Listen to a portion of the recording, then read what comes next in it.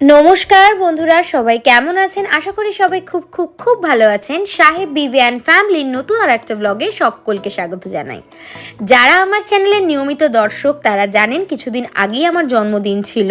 তো সেই উপলক্ষে সেদিন যেহেতু মঙ্গলবার ছিল, ছোট্ট করে আয়োজন করা হলো। রবিবার থেকে কিন্তু একটা গ্র্যান্ড সেলিব্রেশন হয়েছে আত্মীয় স্বজন বন্ধুবান্ধব সবাইকে নিয়ে। তো সেই মুহূর্তগুলো আপনাদের সামনে তুলে ধরতে পেরে আমার কিন্তু খুবই ভালো লাগছে। তো সেদিন সকাল থেকেই বাড়িতে আত্মীয় স্বজন যারা দূরের তারা সবাই চলে এসেছিল, ফলে দুপুরে কিন্তু ছিল ছোট্ট খাওয়া দাওয়ার আয়োজন। আচ্ছা, তো এতক্ষণ মোটামুটি দেখলেন একটা খাওয়া দাওয়ার আয়োজন হচ্ছে না, সবাই খেতে শুরু অলরেডি করে দিয়েছে। কারণ আজকে হলো জন্মদিনের গ্র্যান্ড সেলিব্রেশন। আজকে আমার বাড়ির প্রত্যেকে উপস্থিত রয়েছে। আগের ব্লগটা দেখেছেন অল্প কিছুজন ছিল, আজকে আরও অনেক লোক আছে, সন্ধেবেলা আরও অনেক চমক আছে।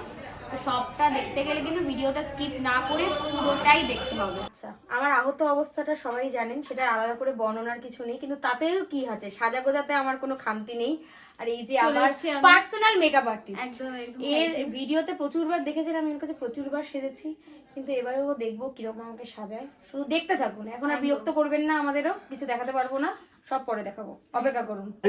এ হচ্ছে আজকে আমার ফটোগ্রাফার, আমার এক ভাই ছোট, ওর সব টিম। কিন্তু এদের এতই দৈন্য দশা যে ওরা এসে আমার আলমারি থেকে শাড়ি বার করছে ছবির জন্য। এভাবে দেখ, এটা এই কালারটা দেখ, এটা বেশি ভালো। দাও নিয়ে আসো।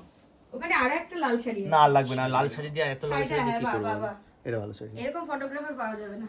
সুন্দর শাড়ির প্রসঙ্গ করতে না করে উপায় নেই কিন্তু। ওই যে একটু বেশি চলে গেছে।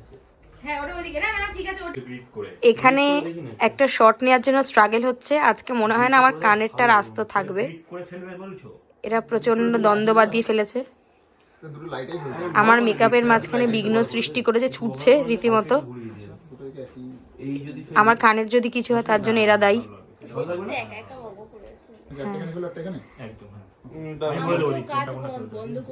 হ্যাঁ, আমার জয়িতাকে দেখা যাচ্ছে না, জয়িতা অন্ধকারে মিশে গেছে। অনুষ্ঠানটা যেহেতু সন্ধ্যার সময় ছিল, ফলে ডেকোরেশনের কাজ কিন্তু দুপুর থেকেই স্টার্ট হয়ে গেছিলো।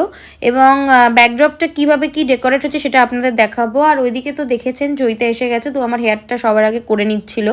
আর আমি ঢং করে করে বলছিলাম, আমি দেখো 30 বছরে আমি নারী হয়ে গেছি, কিন্তু তাও আমি ইয়াং, তাও আমার অহংকার নেই, এইসব ফালতু বলি আর কি করছিলাম সবার সাথে।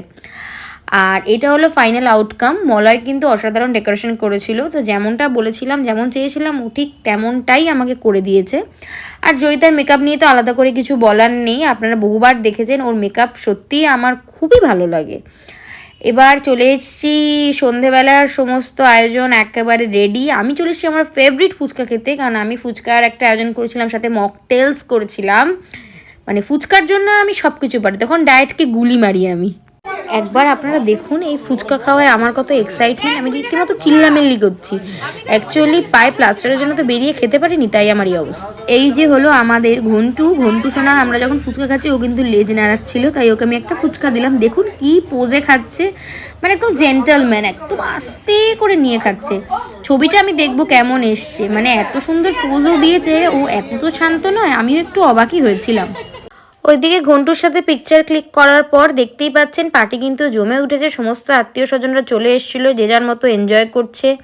আর আমি তারই মাঝখানে ম্যান্ডেটারি প্রপস নিয়ে ফটো সেশন করছি, কারণ অনেকেই চলে যাবে, ফলে ঝটাপট ফটোগুলো ক্লিক করতে হচ্ছিল। আর এই যে আমার চমু, ঘন্টুর সাথে তো হলো, চমুকে কেন বাদ দিই। তো চমুকে নিয়ে আমার প্রিয় গান ও হো হো হো করে আমি গান গেয়ে নাচছিলাম। এটা আমার জেঠুমণি, উনি সারাদিন চেম্বারে শেষে এসেছিলেন, এটা আমার খুব ভালো লেগেছে। আর বরদাদা পিউ আর আমার এই টুপি পরে ম্যান্ডেটারি পিকচার কিন্তু ক্লিক আমায় করতেই হতো। আর এখানে আমার এক্সপ্রেশনটা দেখবেন, অ্যাকচুয়ালি আমি খুব ভয় পাই এই শব্দটায়। তারপর ফন্ডেন্ট, আমি এক কথায় ফন্ডেন্ট লাভার, আমি কেকের থেকে ফন্ডেন্ট বেশি খাই। তাই প্রিয়াঙ্কা দি এবছর আমার বার্থডের জন্য ভরে ভরে ফন্ডেন্ট দিয়ে কেক তৈরি করে পাঠিয়েছে। তারই মধ্যে খাওয়া দাওয়ার ফার্স্ট ব্যাচ বসে গেল। অ্যাকচুয়ালি অনেকেই বেরিয়ে যাবেন, যেহেতু পরের দিন সোমবার ছিল, স্কুল কলেজ রয়েছে, তো যারা যারা দূরের তারা আগে খেয়ে নিয়েছে। আর খাবার পরিবেশনের দায়িত্ব ছিল সুরভি ক্যাটারার, আমার সোনা জেঠু। আমাদের বাড়ি যে কোনো অনুষ্ঠানে কিন্তু আমরা সোনা জেঠুকে দিয়েই সমস্ত কিছু করে। ওনার রান্না বান্না এত অসাধারণ যে সেটা কিছু বলার নেই।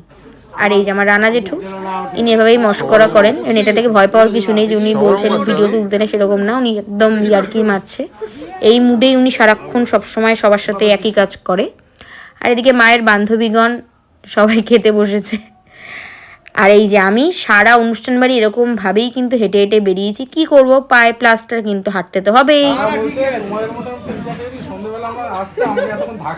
এই রোগা লোকটা বেশি খেয়েছে। হ্যাঁ, ও এক্সট্রিম খেয়েছে। আরে এই যে কথা বলছে সেও খেয়েছে। আমি খাইনি। ওরা খাচ্ছে, ওই যে ওরা খাচ্ছে। চল চল খাইনি। আমরা সবে শুরু করেছি। তো এবার ফাইনাল লাস্ট ব্যাচ বসে গেছে, আমরা সবাই যে যার মতো চেঞ্জ করে নিয়েছি। তো আমাদের মেনুটা সেদিন ছিল কড়াইশুঁটির কচুরি, ছোলার ডাল, ওদিকে ছিল ফিশ ফিঙ্গার, সাথে ছিল ফ্রাইড রাইস, দই কাতলা, চিলি চিকেন, চাটনি, পাঁপড়, রসগোল্লা। আর স্টার্টারে তো বলেছি ছিল হচ্ছে ফুচকা, সাথে ছিল হচ্ছে মকটেলসের 2 রকম ফ্লেভার ছিল। বাট আমি যেহেতু ফ্রেশ লাইম সোডাটাই ভালো খাই, তো ওটাই আমার মনে আছে, বাকিটা কোনোটা আমি ট্রাই করিনি, আমি জানি না কি ছিল। তো এইখানে লাস্ট রোজে সবাই মজা করছে, যারা যারা ছিল ক্যাটারিংয়ের দায়িত্বে যারা ছিল, ফটোগ্রাফার ছিল, সবাই কিন্তু একসাথেই খেতে বসেছি। আমরা প্রচুর মজা করে সেই দিনটা কাটিয়েছি। সত্যি এই যে আত্মীয় স্বজন এলে এই যে আনন্দ, এই যে ফুর্তি, এই যে উল্লাস, সেটা কিন্তু সবসময় পাওয়া যায় না। আর এই যে আবিরাদি, সেদিন পিপি আর শালিনী ম্যাম আসতে পারেনি, কিন্তু আবিরাদি কিন্তু এসছে। আর দিকে জ্যোতিরা আর লিজা কিন্তু গপ গপ গপ গপ করে খাচ্ছে। বলে রেখে ওরা সবার শেষে এসেছিল, তো আমার রাগ হলেও আমি কিন্তু খুশি হয়েছি। সেটা হচ্ছে 2019-এও এই যে ভদ্রলোক আমার বাবা সেম 25 বছরের জন্মদিন করতে চেয়েছিল, কিন্তু যেহেতু বাবার ক্যান্সার ধরা পড়ে বাবা করতে পারেনি, সমস্ত প্ল্যান হয়েও সেটা ক্যান্সেল হয়ে গেছে। তারপরে তো বাবা 2020-তে চলে যায়, কিন্তু এই মানুষটা আজকে 2024-এ এসে, হ্যাঁ মানে বাবা থাকলে যা যা করতো এও তাই করে, বর হিসাবে সার্থক। যাই হোক, একটা বাজে বেটা ছিল তাও ঠিক আছে। তো এই জন্য হ্যাঁ, আর আমাদের ভবিষ্যতের বাচ্চা কাচ্চা এইসব ভিডিওটা একদম থাকবে, বাবার টাকা এইভাবেই খরচ করবে 30 বছরে গিয়ে, যাতে তোমাদের জন্মদিনে বাবা এত টাকা খরচ করবে। আমি থাকলে তো কোনো কথাই নেই, ভালো করে হেসে বল যে হ্যাঁ আমি করবো, একদমই করবো। আর 50 বছর আবার ডাকবো যদি আমি বেঁচে থাকি, তখন আমার ভালো করে সবাই তখন চুলগুলো একটু সাদা হয়ে যাবে। 50 বছরে thank you thank you thank you. মারিস কেন রে আবার? বোমার দিচ্ছে নিয়ম ভাবে দিচ্ছে। মারি তো এত ভালো কথা তুই বাবার জন্য তো। আমি যে ড্রেসটা পরেছিলাম, ড্রেসটা বানিয়ে দিয়েছিল রিক্তা কাকিমা। আমাদের যে ক্যাটারিং সার্ভিসে ছিল সেটা হচ্ছে সুরভি ক্যাটারার, ওনার প্রভাত চ্যাটার্জি। ফটোগ্রাফির দায়িত্বে ছিল এসবি ফটোগ্রাফি, তো এটা হচ্ছে আমার ভাই শুভমের। আর ফুল ডেকোরেশন করেছে মলয়। মলয়ের আমি কোম্পানির নাম জানি না, তো ওর নাম্বারটা আমি প্রোভাইড করবো। আর মেকআপে তো ছিল জয়িতা, তো ও হচ্ছে ওদের hazel beauty salon and nail studio. সমস্ত কিছু নাম্বার আমি ডেসক্রিপশনে প্রোভাইড করে দেব। তো আজকের ব্লগটা কেমন লাগলো জানাতে কিন্তু মোটেই ভুলবেন না। খুব তাড়াতাড়ি দেখা হচ্ছে নতুন একটা ব্লগে। তো ততদিন সবাই সুস্থ থাকবেন ও ভালো থাকবেন।